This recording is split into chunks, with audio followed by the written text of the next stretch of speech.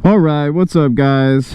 Gemini out on a Sunday here, going for a ride, doing a little motovlog. Today's motovlog is going to be pretty important, I would say, for the future of my channel. So I just want to take you guys for a little ride. I'm going to go by LAX, maybe get some shots of the planes in it, you know, just have some fun today. A nice relaxing ride. Just kind of been chilling, and we'll get to why in a second. But if you're new to the channel and you like this video, hit the thumbs up. Subscribe for me and check out my other videos. We're going to get down to business here and talk about why some of my videos may have disappeared as well. Some interesting things going on here in California. So we're going to hop on the R1. As you can see, beautiful day. Southern California, Los Angeles. Throwing on the gloves. Always feels good to get out and just ride. Just cruise. A little bit warm. Well, it's not a big deal. Got the new blue Max wrist stickers going on. They match like almost perfectly. Like, I mean, that's as perfect gets in terms of matching with color, right? Love the new stickers. Shout out Wristy, shout out Max fam. We're gonna hop on Jekyll and Hyde here. My 2018 Yamaha R1. One of my favorite things about the bike is this little startup noise.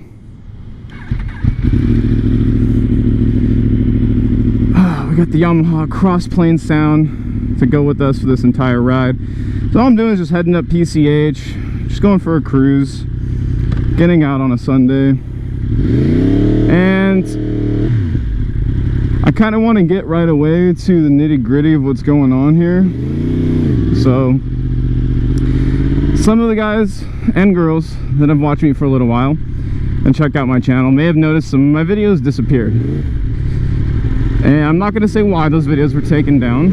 I'm just going to say there were some videos that were taken down. And then I'm going to kind of get on to the main portion of what's going on here in California. So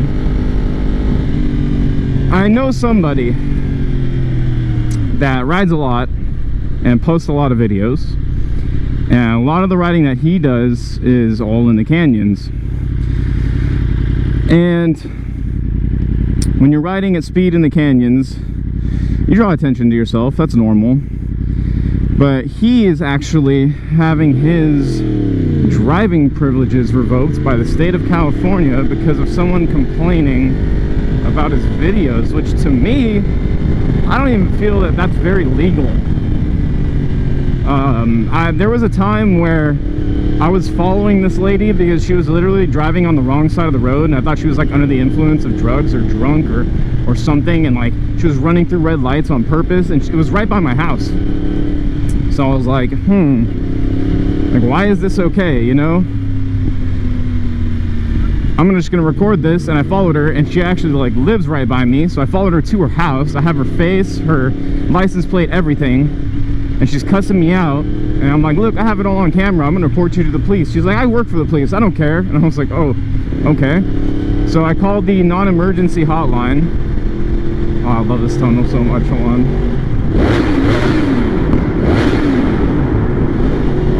Beautiful, beautiful sound in here. It doesn't get much better than that, I mean.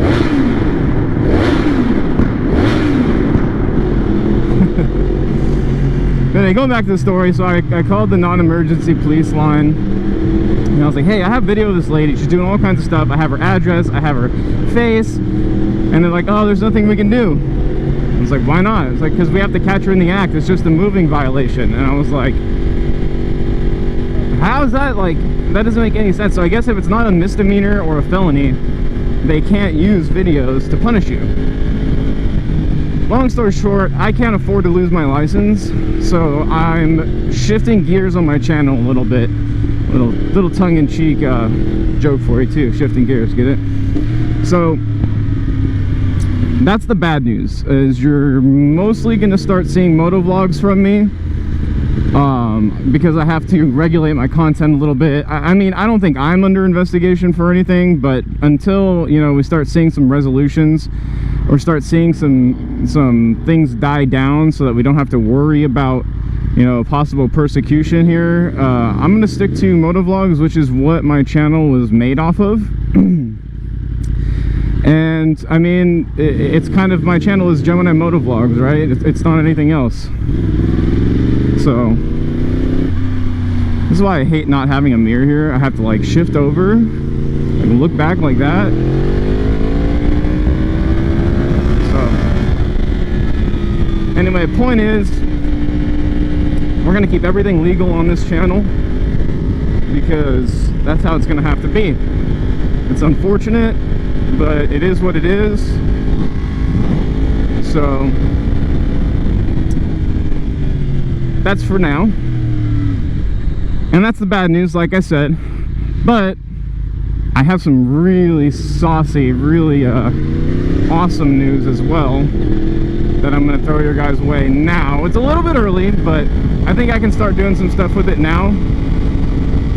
Pretty much, I love riding fast, and I love doing, you know, performance riding. I've always been like that, whether it was with cars, whether it was with motorcycles, anything. Love performance. And since, you know, things, I gotta keep things legal, and I want to keep making performance content as well.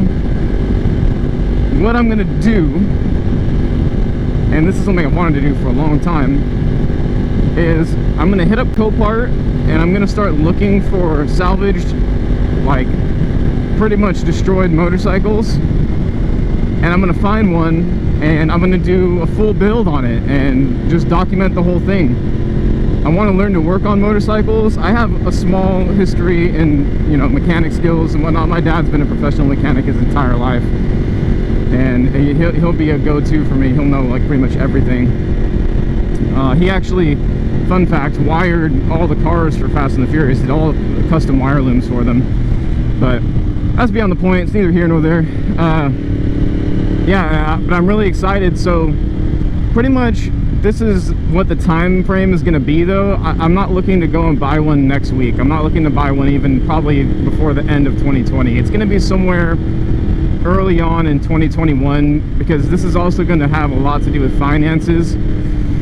So that's just for buying the bike, and there's going to be a lot of research done in the meantime, obviously, in terms of, you know, how expensive the bike's going to be when I initially purchase it, what it's going to cost to repair it. And it's going to be a fully track spec bike also.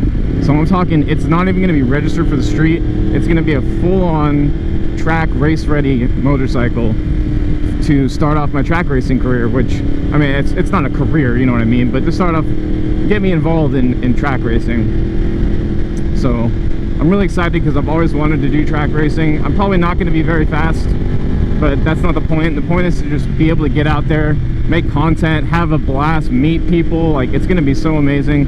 I already know a lot of people that do track racing, so, you know, getting my foot in the door and getting help and advice isn't going to be an issue. So yeah, after getting the bike, it's in terms of fixing it, now that's going to be a variable time frame, but my goal is, if I get it in like first quarter of 2021, you know, maybe borderline second quarter of 2021, I want to have it done by the end of 2021, so about 9 months. And in terms of what I'm actually looking at of motorcycles, I mean, I'm always going to be a Yamaha fan. I love Yamaha, and I thought about an R3, but I was like, I don't think that I want to jump down to that low of power level. So the R6s are looking really good to me right now, especially since they're discontinuing it. Like getting, you know, like an older R3, like I'm thinking, you know, like 2005 to 2010 range. And again, one that's like salvaged, stuff like that. And the main thing that it has to have is I want one that has a straight frame, and I want one that has a working motor as well. Those are the two things that I don't really want to mess with very much. So for me, I'm going to be looking at that. If it has, you know, aesthetic damage, that's going to be like best case scenario, because I'm going to be replacing all that stuff anyway.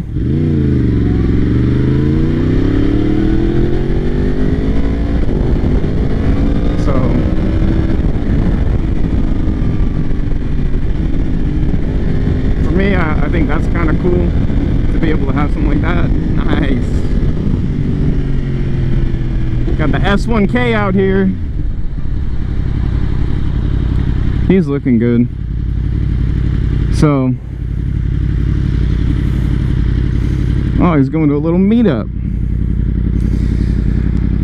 Yeah, so just to break it down again, probably a 2005 to 2010 R6, and something that has mostly aesthetic damage, hopefully. I just want a straight frame. The subframe I don't care about, but the main frame, the main frame, get it?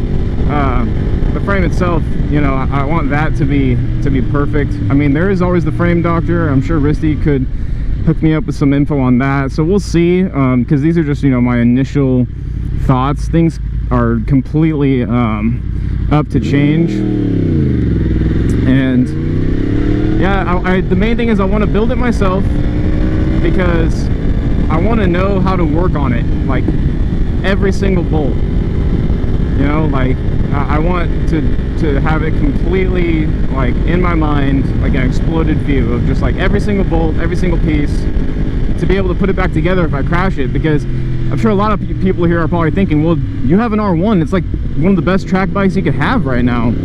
And yeah, that is true, but I cannot afford this bike to track it. I really can't. Like, being realistic, one crash, you know, like even my little low side cost me $1,800, and just this bike is probably too much for me to track anyway.